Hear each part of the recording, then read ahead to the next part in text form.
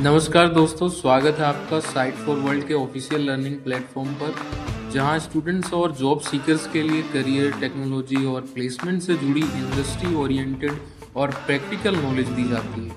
अगर आप अपनी स्किल्स को नेक्स्ट लेवल तक ले जाना चाहते हैं, तो आप बिल्कुल सही जगह पर आए हो। चलिए शुरू करते हैं आज का important session.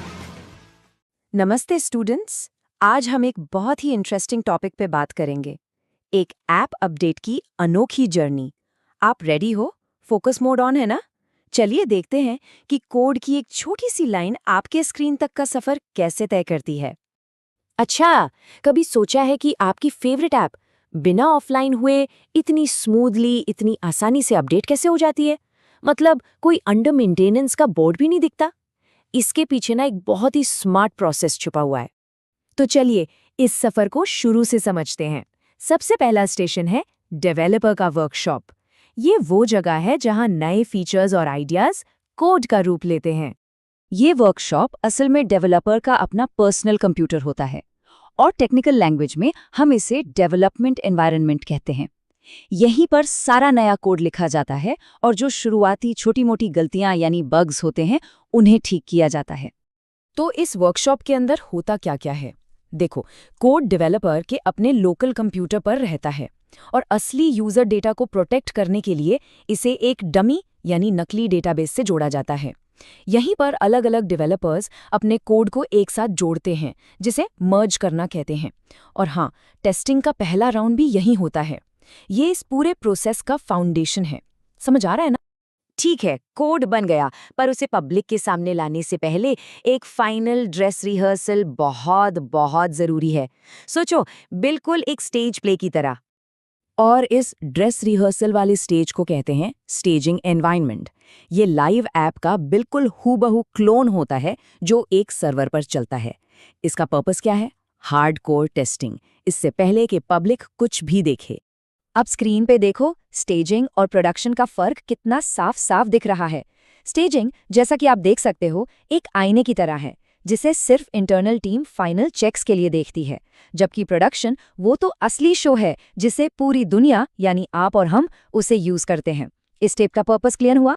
Rehearsal super successful होने के बाद अब वक्त है शो टाइम का। कोड को दुनिया के सामने पेश करने का वक्त आ गया है। प्रोडक्शन एनवायरनमेंट वो लाइव सिस्टम है जिससे आप और हम हर दिन इस्तेमाल करते हैं। यहाँ पर हुई कोई भी गलती सीधे यूजर्स को दिखती है, इसलिए यहाँ पर रिस्क सबसे ज्यादा होता है।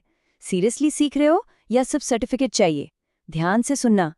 तो सबसे बड़ा सवाल ये उठता है, लाइव शो को अपडेट कैसे करें बिना शो को रोके या पर्दा गिराए? मतलब बिना किसी अंडर मेंटेनेंस ब्रेक के। इसका जवाब एक जादुई स्वैप टेक्निक में छुपा है। ये इतनी कमाल की टेक्निक है कि अपडेट्स का पता भी नहीं चलता और सब कुछ बिल्कुल स्मूथ रहता है। इस टेक्निक का नाम है ब्लू ग्रीन डिप्लॉयमेंट। इसमें होता क्या है कि दो एक जैसे प्रोडक्शन एनवायरनमेंट्स बनाए जाते हैं, एक ब्लू और एक ग्रीन, पर एक टाइम पर सिर्फ एक ही लाइव ट्रैफिक को हैंडल करता है। चलिए इसका प्रोसेस स्टेप बाय स्टेप देखते हैं। रेडी हो? स्टेप 1, मान लो ब्लू एनवायरनमेंट लाइव है और ग्रीन आइडल है, यानी फ्री है।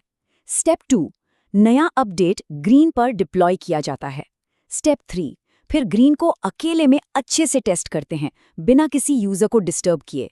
स्टेप 4, जब सब बिल्कुल ठीक हो तो सारा यूजर ट्रैफिक एक झटके में ब्लू से ग्रीन पर स्विच कर दिया जाता है। और बस नया वर्जन लाइव। अब ब्लू स्टैंड बाय पर रहता है। क्यों?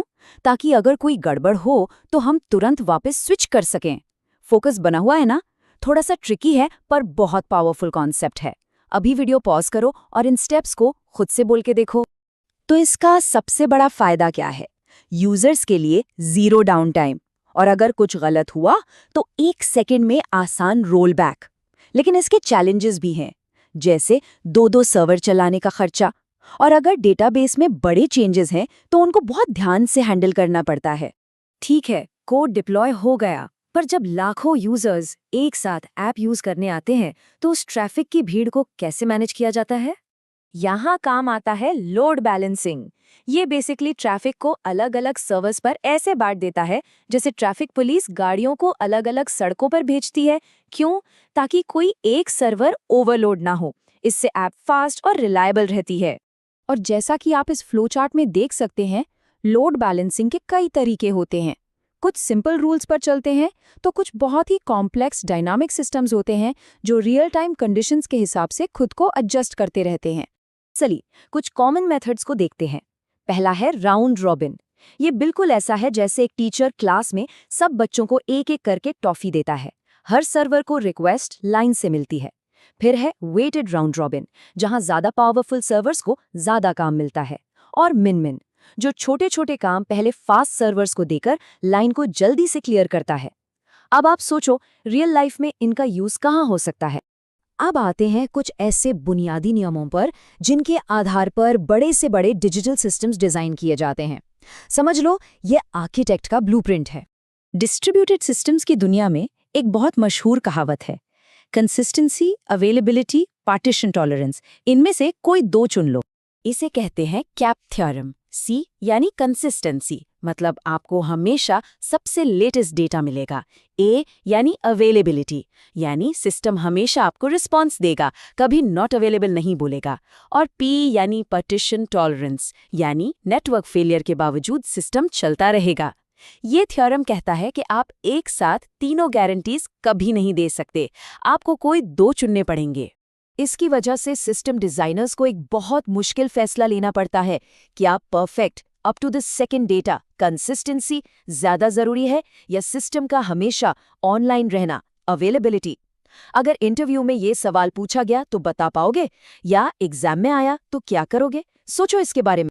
तो एक डेवलपर के वर्कशॉप से आपकी स्क्रीन तक का ये सफर स्पीड, सेफ्टी और स्केल के बीच बैलेंस बनाते हुए बहुत सोच समझकर लिए गए फैसलों का नतीजा है। तो आज हमने क्या सीखा कि ऐप अपडेट्स के पीछे कितना कुछ होता है। अब अगली बार जब कोई ऐप अपडेट होगी तो आपको उसके पीछे का जादू पता होगा। प्रैक्टिस करोगे ना, सिर्फ देखने से नहीं होगा। फाइनल सवाल ये है कि जब हम फ्यूचर के सिस्टम्स बना रहे हैं तो क्या चीज़ ज्यादा मायने रखती है, एक सिस्टम जिसमें डेटा एकदम परफेक्ट हो या वो सिस्टम जो हमेशा ऑन रहे? अगर डाउट है तो कमेंट सेक्शन हमारे चैनल को सब्सक्राइब कीजिए और वीडियो को अपने दोस्तों के साथ शेयर जरूर कीजिए। कमेंट सेक्शन में अपना डाउट या नेक्स्ट टॉपिक लिखना मत भूलिएगा।